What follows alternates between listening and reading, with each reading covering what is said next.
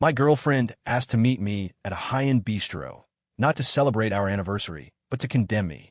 Her best friend let out a piercing scream, claiming her $10,000 necklace had mysteriously vanished, and every finger pointed directly at me, the token broke student of the group. The next second, my girlfriend's palm cracked across my face. She was sobbing, a performance worthy of an Academy Award. How could you steal? I really misjudged you. Watching her theatrics, a sudden ding echoed in my brain, and everything clicked. Lucas Cole was just a stepping stone in a trashy melodrama, a cannon-fodder boyfriend destined to be framed and discarded so the rich male lead could swoop in. According to the script, I was supposed to be humiliated and flee in a panic. Too bad I just tore up the script. Ignoring the scornful glares of the patrons, I calmly pulled out my phone and dialed 911. Yes, emergency? I'm being framed for grand larceny, and I've just been physically assaulted. The cafe fell dead silent. The sobbing from my girlfriend and her best friend cut off instantly. I smiled. Don't worry, the police are on their way. Today, nobody leaves. The air in the bistro seemed to freeze. Vanessa Pierce's scream caught in her throat, her accusing finger stiff in the air. Chloe Banks's exquisitely made-up face went pale, panic flooding her eyes. A second ago, she was playing the righteous girlfriend. Now she looked like a deer in headlights. Lucas, are you crazy? Chloe rushed forward, trying to snatch my phone. You called the cops over this? If you don't care about your dignity, I care about mine. I sidestepped her lunge and slapped my phone down on the table. Smack! The sharp sound made the onlookers jump. I looked at her coldly. Over this? Theft of a $10,000 necklace is a felony. Slapping me in public is assault. I touched my burning left cheek and smirked. How was that a small matter? Vanessa finally found her voice, shouting with false bravado. You just want to destroy the evidence. The police will arrest you anyway. Look at you. You're obviously a habitual criminal. Her manicured hands were trembling. The terror in her eyes wasn't acting. I laughed. Scared already. Whether I'm a criminal is for the cops to decide. I pulled out a chair and sat down, owning the space, my gaze sweeping over every onlooker. Until the police arrive, nobody goes anywhere. Chloe stamped her foot, tears flowing on command. Lucas, do you have to blow this out of proportion? Nessa's necklace is really expensive. Just give it back to her, and we can settle this privately, okay? Classic manipulation. Retreat to advance. Hearing this, the wavering crowd started murmuring again. Yeah, stealing stuff and then calling the cops? That's rich. He looks decent. Didn't think he had sticky fingers. That poor girl, stuck with a loser like him. Public opinion shifted instantly. A glint of triumph flashed in Chloe's eyes. She thought I would do what I always did, swallow my pride for the sake of love and saving face. If this were the old, dumbed-down Lucas from the script, maybe I would have knelt and apologized. Unfortunately, the current me just wanted to send them to make license plates. I ignored the gossip and stared straight into Chloe's eyes. Settled privately? You mean give your rich boy, Julian, a chance to play hero while stomping me into the mud so I never get up again? Chloe's pupils constricted. She hadn't expected me to call out her plan so bluntly. I don't know what you're talking about. She looked away in panic and grabbed Vanessa's hand. Nessa, let's go. We don't need to deal with this trash. Trying to run. I stretched out my long legs, blocking the aisle. You were shouting pretty loud a minute ago, leaving without the necklace. I held up my phone, the voice recorder running. Didn't you say I stole it? Why run? Guilty conscience. Vanessa snapped, screeching. Who has a guilty conscience? I'm just afraid you'll do something desperate. Wait until the police get here. We'll see who cries then. Great. I leaned back in the chair, looking completely relaxed. Then we sit and wait. Let's see who ends up crying. Sirens wailed outside, cutting through the quiet afternoon. The blood drained from Chloe and Vanessa's faces. When the officers walked in, Vanessa's knees actually buckled.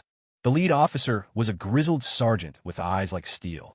He scanned the room and asked in a low voice, "Who called it in?" I raised my hand. I did. Chloe moved first, throwing herself at the officer, weeping tragically. Officer, he stole my best friend's necklace. It was a birthday gift from her dad, worth over 10 grand. He got caught and wouldn't admit it, and then he threatened us. Her ability to invert black and white was wasted. She should be in politics. Vanessa immediately joined in, wailing miserably. Officer, you have to help me. The necklace is on him right now. He's the only one who got near my bag. The onlookers chimed in. Yeah, it's him. We all saw it. That kid looks shady. The sergeant frowned and looked at me. What do you have to say? I didn't rush to argue. Instead, I stood up and cooperated fully, spreading my arms. Sergeant, since they insist I stole it, to prove my innocence, I request a body search. This move stunned Chloe. The sergeant nodded and signaled a younger officer to step forward. I was open and calm, even turning out my pockets myself. Phone, wallet, keys. Nothing else. The young officer patted me down and shook his head. Clean. Vanessa's expression froze, a teardrop hanging awkwardly on her lashes. Impossible. He must have hidden it in his underwear. Or his shoes. She screamed, losing all semblance of elegance. I sneered. Miss Pierce, do you think everyone is as dirty as you? I turned to the sergeant, my voice calm but forceful. Officer, since I don't have it, out of fairness, I request a search of everyone's belongings here, especially these two accusers. I don't rule out the possibility of false report or a conspiracy to frame me. That sentence dropped like a bomb, stunning them both. Chloe instinctively clotted her bay, her face pale. Why search us? We're the victims. Vanessa shrank back, her eyes darting around. Exactly. That's an invasion of privacy. The sergeant had seen it all. Seeing their reaction, his gaze hardened instantly. Cooperating with an investigation is a civic duty. If you haven't done anything wrong, what are you afraid of? He took a step forward, radiating authority. Chloe looked around for help, but the bystanders who were vocal a moment ago shut their mouths. Nobody wanted trouble with the police. Vanessa gripped her bag strap so hard her knuckles turned white. She leaned into Chloe's ear, her voice trembling. What do we do? Chloe, maybe we just drop it? Say, I remembered wrong, that I left it at home. Her voice was low, but in the quiet bistro, I heard every word. Trying to sweep it under the rug. Dream on. I turned to the manager, who was shivering behind the counter. Manager, the surveillance cameras are working, right? The manager nodded furiously. Yes. HD night vision. Full coverage. I smiled, showing teeth, a smile that sent a chill through Chloe. That's excellent. This isn't just about a necklace anymore. It's about my reputation. I stared at Vanessa's terrified face, enunciating every word. We are watching that footage today. Not just watching it, but zooming in frame by frame to see exactly whose hands are dirty. Vanessa's legs gave out, and she nearly hit the floor. Just then, a commotion erupted at the entrance. A roaring red Ferrari pulled up to the curb. The door opened, and a man in a bespoke suit with slick-back hair walked in. The cavalry had arrived. Julian Thorne walked in radiating, I own the place, energy. He didn't even look at the police, walking straight to Chloe. Chloe looked at him like he was the Messiah, her tears bursting forth as she threw herself into Julian's arms. Julian, you're finally here? He bullied me with outsiders. Julian wrapped an arm around Chloe's waist, shooting me a contemptuous glance as if looking at an ant. Don't be scared, I'm here. He turned to the sergeant, pulling out a gold-embossed business card. Officer, I'm Julian Thorne of the Thorne Group. This whole thing is a misunderstanding. Do me a favor and let it go. From his tone, you'd think he was the police commissioner. The sergeant didn't take the card, keeping a poker face. We are conducting an investigation. Unrelated personnel, step back. Julian's hand froze in midair, a flash of annoyance crossing his face. He was used to walking over people. Since when did he get treated like this? But he quickly adjusted, putting on the mask of someone rich enough to solve anything. How much was a necklace? 10 grand, right? I'll give you 20. He pulled a stack of cash from his wallet and slammed it onto the table. That enough for you? Take the money and get lost. The last sentence was directed at me. The bills scattered across the table, a striking visual. The surrounding crowd gasped. Wow, so rich. 20 grand, double the compensation? The kid hit the jackpot. Take the money and run, kid. Don't be ungrateful. Chloe leaned into Julian's embrace, looking at me with a mix of pity and disdain, as if to say, see, this is the difference between you and him. I looked at the money on the table. I didn't move. Julian grew impatient. What? Not enough? Don't get greedy. I looked up at this self-righteous protagonist. Mr. Thorne, is it? In your eyes, can money buy everything? I picked up the stack of cash. Julian scoffed. At least you're smart. The next second, I smashed the money right back into his face. Smack! Bills flew through the air like a green snowstorm. The room went into shock. Julian was stunned, freezing in place. Chloe screamed, Lucas, you dare hit Julian? Do you have a death wish? I clapped my hands as if dusting them off. It's not about the money. It's about the crime. I pointed at Julian's nose and addressed the sergeant. Officer, I suspect this man is an accomplice. He attempted to bribe the victim to cover up a crime. That counts as obstruction of justice, doesn't it? The sergeant's eyes sharpened instantly as he looked at Julian. Sir, pick up that money. This is a crime scene. not a place for you to flex your wealth. If you continue to interfere, I have the authority to detain you. Julian's face turned the color of raw liver. He had never been this humiliated in his life. You just wait. He pointed at me, his finger trembling, threatening a witness. Add that to the list, I added calmly. Julian looked ready to explode, but seeing the sergeant's stern face, he didn't dare make a scene. Gritting his teeth, he squatted down, picking up the bills one by one. The arrogant air looked as pathetic as a dog. Chloe and Vanessa were thoroughly panicked now. If Julian couldn't control the room, who could they count on? Suddenly, a gasp came from the crowd. What is that? A bystander pointed beneath my chair. Everyone followed his finger. A silver necklace lay quietly on the inner crossbar of the chair leg. It was Vanessa's necklace. It had appeared there like magic, lodged in a tricky angle between the leg and the support bar. If someone had stuffed it there in a panic, the location was incredibly convenient. Found it. It's right there. Vanessa lunged like a rabid animal, grabbed the necklace, and held it high. I told you he stole it. Caught red-handed. How can you deny it now? Chloe instantly revived, her spine stiffening. Lucas, you were so arrogant a moment ago. Now that there's hard evidence, what do you have to say?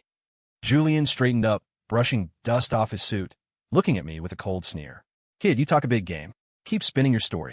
Public opinion flipped again. I knew you couldn't judge a book by its cover. He acted so self-righteous. Turns out he really is a thief. Disgusting. Someone like that belongs in jail. The people who had been secretly enjoying Julian's humiliation were now back on the moral high ground, condemning me. The sergeant looked at the necklace, brow furrowed. He looked at me with scrutiny. This is the stolen item? Explain. The situation was critical. Everyone thought I was done for. Chloe had even pulled out her phone to record me being handcuffed. I looked at the necklace, and, instead of panicking, I laughed. It was a chilling sound. Laughing? You can still laugh. Vanessa glared at me viciously. I ignored her and turned to the sergeant. Officer, that's quite a magic trick. I pointed to the spot on the chair. First, from the moment I sat down until now, except for stepping back for the search just now, my feet never left the floor. Ask yourself, how did I, in full view of everyone, without using my hands, stuff a necklace into that tight corner? The sergeant walked over, crouched, and inspected the spot. Indeed, without bending down and using hands, that spot was unreachable. And I had been standing in plain sight the whole time, hands on the table or at my sides. Maybe you kicked it in there during the chaos. Julian interjected sarcastically. Kicked it in? I looked at him like he was an idiot. Mr. Thorne, please demonstrate for us. Use your foot to kick a limp, flexible necklace precisely into a 1-inch gap, so it hangs there without falling off. Julian was speechless, his face turning iron gray. Second, I held up 2 fingers, my voice rising. This is the most critical point. I stared dead at the necklace clutched in Vanessa's hand. If I stole it, my fingerprints should be on it. If I stuffed it there, given how hidden that spot is, I would have had to press hard. My prints would be clear on the clasp and chain. Vanessa's hand jerked violently. Chloe's face went whiter than a sheet. I took a step forward, eyes blazing. Officer, I formally request a forensic fingerprint analysis on that necklace. Let's see whose prints are most numerous and clear. If they're mine, I'll plead guilty and rot in jail. But if they belong to someone else? I dragged out the sentence, my gaze sweeping between Chloe and Vanessa. Then that's framing someone a felony. 3 years, minimum. Do you dare? The bistro plunged into a deathly silence again. Only the hum of the AC remained. Vanessa looked like she was holding a branding iron. She couldn't hold it, but she couldn't drop it. Her psychological defense was on the verge of collapse. 4. Forensics? What for? Vanessa stammered, her voice shrill. I just picked it up. Of course my prints are on it. That proves nothing. Quick reaction. She was a pro at manipulation. Julian found an opening and sneered. Exactly. The victim retrieves her property. Fingerprints are normal. You want to use that to get off? Childish. The sergeant wasn't so easily fooled. He put on a glove, took the necklace from Vanessa, and placed it in an evidence bag. The position and pressure of fingerprints don't lie. Whether it was held normally or stuffed in with force, the lab will know. That was the straw that broke the camel's back. Vanessa's breathing became rapid, her eyes darting frantically toward Chloe. Chloe bit her lip until it bled. She knew if they ran prints, they were finished. Since you're afraid of the lab, let's watch the tape. I pointed to the camera blinking with a red light overhead. Manager, pull up the footage from the last 10 minutes and cast it to the TV. The manager, terrified by the roller coaster drama, shakily operated the computer. Soon, the large screen in the center of the room lit up. The timestamp showed 10 minutes ago. Everyone held their breath, eyes glued to the screen. Julian, though nervous, feigned calm. Watch it then. I don't believe you can spin this. On screen, our table was chatting normally. Though under-table movements were obscured, everyone's upper body and expressions were clear. Pause. I shouted suddenly. The manager jumped and hit pause. The image froze 3 seconds before Vanessa screamed. I walked to the screen and pointed at Vanessa's face. Look closely. At this moment, she's drinking coffee. She hasn't screamed yet, but look at her eyes. I pointed to her blurry eyes on the screen. Her gaze shifts down very quickly to the left, exactly toward the chair leg where the necklace was found. I turned to the crowd. Why would someone who hasn't realized their item is lost specifically look at a blind spot? Unless she knew something was there. Whispers erupted in the crowd. Vanessa turned purple, unable to speak. Now watch this. I signaled the manager to play, then immediately yelled stop. This time, the freeze frame was on Chloe. It was the instant after Vanessa screamed. On screen, Chloe shot up to rush at me. Her left hand made a very subtle, flicking motion, like flicking ash off a cigarette. The direction was right at the base of my chair. Manager, slow motion, quarter speed. The manager complied. Under slow motion on the big screen, the action was undeniable. Although the object itself was too small to see clearly, the trajectory of her throw perfectly matched where the necklace landed. A normal person hears their friend was robbed and rushes to slap the boyfriend. They don't check the hiding spot first, I said, looking coldly at Chloe. Unless you already knew where the necklace was. Your job was to slap me and draw attention, then flick the necklace into the prearranged spot during the chaos. The logic loop was closed. It was airtight. Chloe collapsed in her chair, trembling all over. She looked at me with terror, as if seeing me for the first time. Julian's face was dark enough to drip ink. He knew he'd lost this round, but he wasn't resigned. This is all speculation. The camera didn't capture the necklace itself. Maybe her hand just twitched. Julian was making a final, desperate struggle. You can't convict on blurry video. The sergeant frowned. True, while the video explained a lot, as direct evidence for conviction, it lacked a certain finality. Just then, a cool female voice spoke up. What if you add this? Everyone turned. A girl in a white button-down, radiating an icy, professional aura, stood up holding a smartphone. It was Elena Vance. In the original script, she was the white moonlight Julian could never have. Elena walked over, her heels clicking rhythmically on the floor. Click, click, click. Each step sounded like a countdown for Chloe and Vanessa. She handed her phone to the sergeant. Officer, I was taking photos of the light fixtures and accidentally captured something interesting. She tapped a photo and zoomed in. The corner of the photo clearly showed the area under our table. The resolution was incredibly high. The timestamp matched the moment Vanessa claimed the necklace was still on her neck. In the photo, her neck was bare. Her hand was hidden under the tablecloth, 2 fingers pinching the glittering necklace, preparing to pass it to Chloe. Irrefutable, ironclad evidence. There was no room for argument. Upon seeing the photo, Vanessa rolled her eyes back and fainted. Whether it was real or fake, only she knew. Chloe broke down completely, clutching her head and screaming, "It wasn't me. Ness forced me. She said if we got rid of you, Julian would notice me." One sentence, and she sold everyone out. Julian's face went black. He stared at Elena, eyes filled with disbelief and rage. And, you're helping him. He had chased Elena for 3 years. Flowers, bags, cars. And she hadn't given him the time of day. Now, she was producing evidence to nail him to the wall for a broke student. Elena glanced at him, her eyes full of disgust. Mr. Thorne, watch your tone. We aren't close. And I'm not helping him. I'm helping the truth. I despise bullies, especially trash who think money gives them the right to trample on other people's dignity. Every word slapped Julian across the face. His fists clenched until they cracked, jealousy practically spraying from his eyes. He turned to me, his gaze venomous. Lucas, good, very good. I won't forget this. The sergeant had the key evidence and didn't waste any more time. He waved his hand. Take them in. 2 female officers stepped up, hauling up the weeping Chloe and the unconscious Vanessa. As for Julian, while he hadn't planted the necklace, obstruction of justice and attempted bribery were sticking. Mr. Thorne, please come with us to the station to assist with the investigation. The sergeant was polite but firm. Julian glared at me viciously, straightening his collar to maintain a shred of dignity. I can walk myself. As he passed me, he lowered his voice, snarling, Kid, you're dead. This isn't over. I looked at him and smirked. Bring it on. But next time, write a better script. The squad cars wailed as they departed. Before Chloe was shoved in the car, she frantically looked back at me. Her makeup was ruined, tears streaking her face like a clown. Lucas, I know I was wrong. Tell the police to drop it, please. We've been together for 3 years. Are you really this heartless? I'll be good. I promise I won't create drama anymore. The lingering crowd watched me.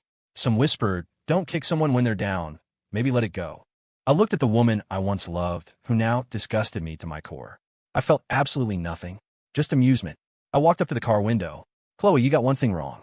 I'm not being heartless. You were being greedy. We were over the moment your hand hit my face. I pointed to the bracelet on her wrist, a gift from Julian. You didn't misjudge me. You just wanted him. You wanted the rich housewife life, the designer bags, the sports cars.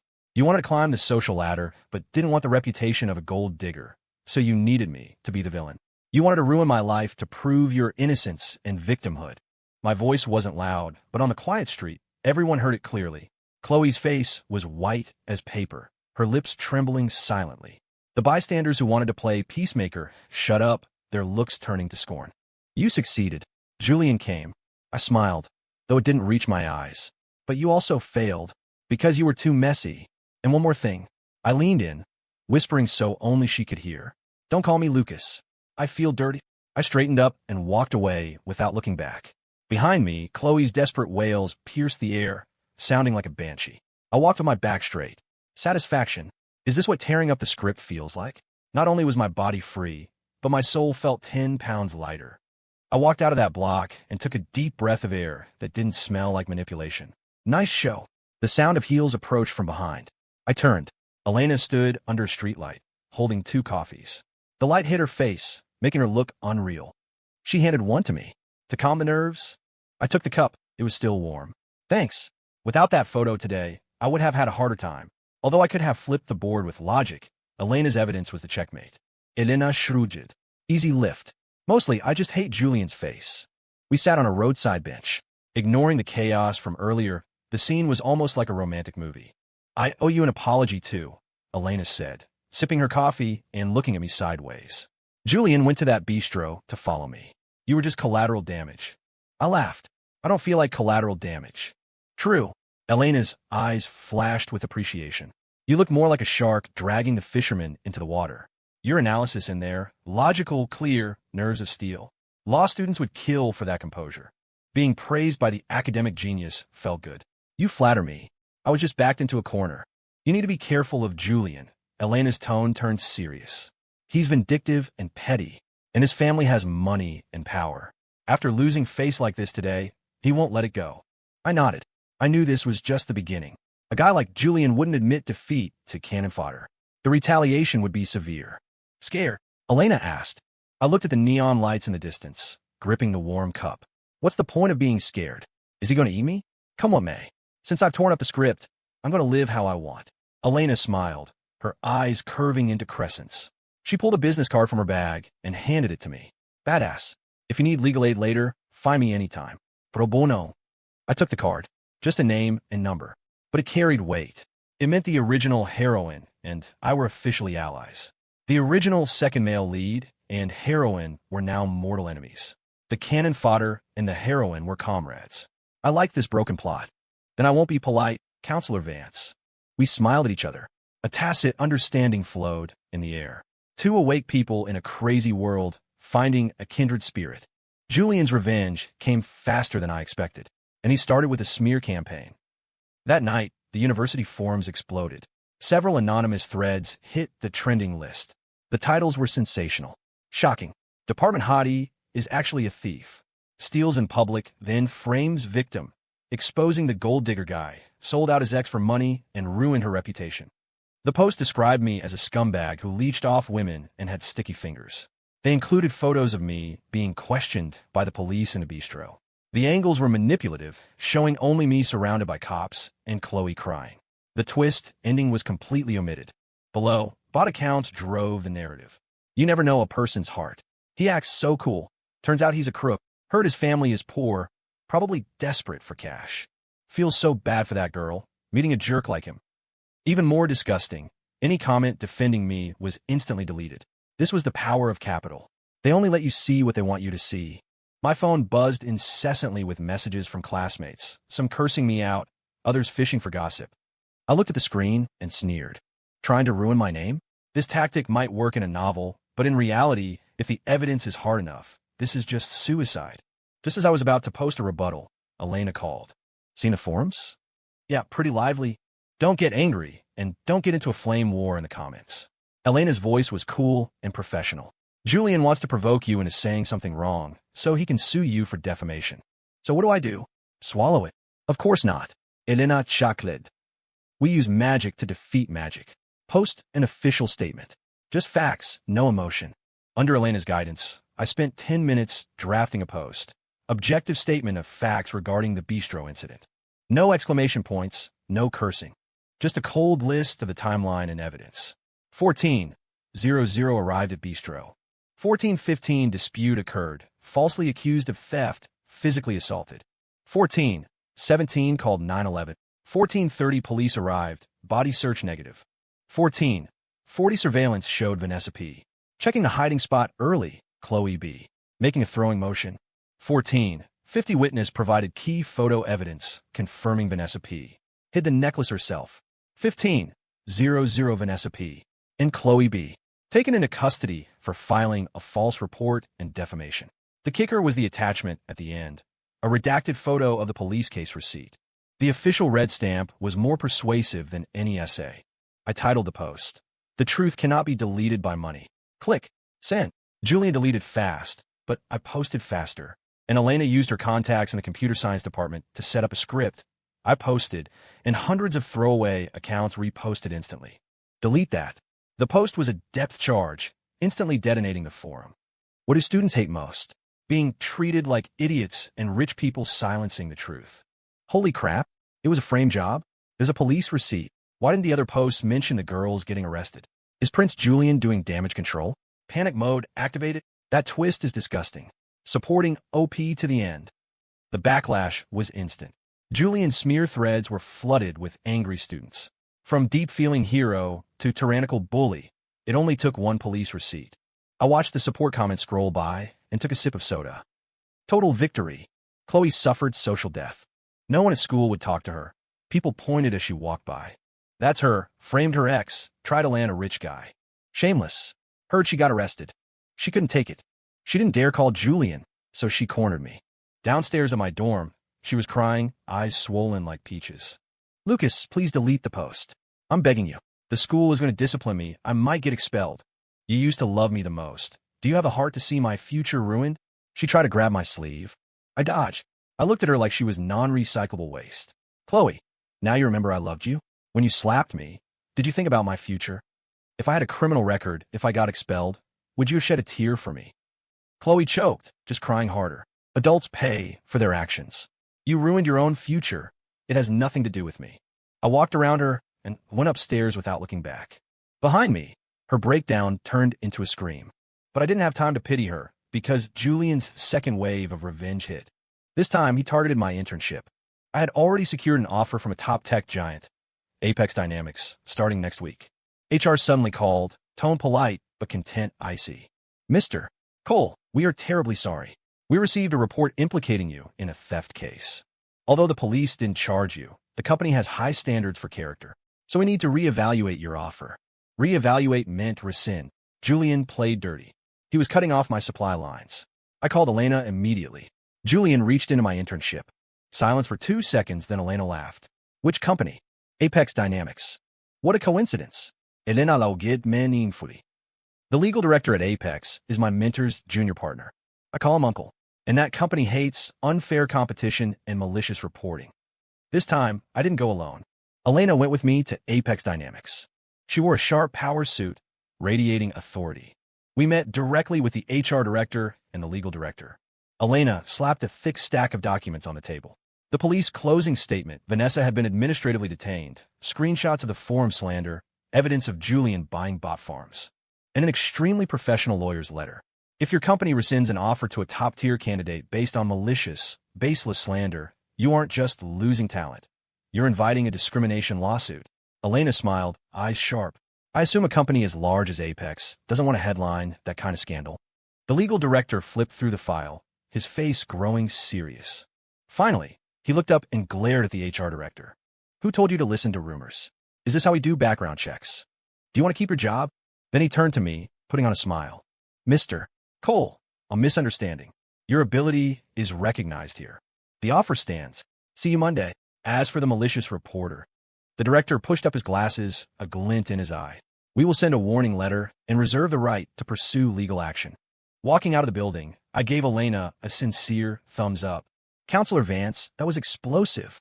Elena flipped her hair and winked. Standard procedure. Julian's schemes kept hitting walls and bouncing back in his face. The consecutive failures broke him.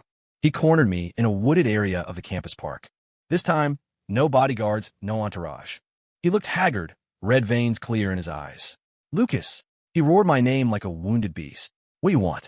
Huh, you're just a broke kid. How dare you fight me? Fighting behind a woman. Is that your skill? Man up and fight me. Looking at his rage, I just felt pity.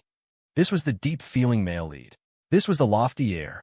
Peel away the money and power, and he was just an overgrown man-child. Mr. Thorne.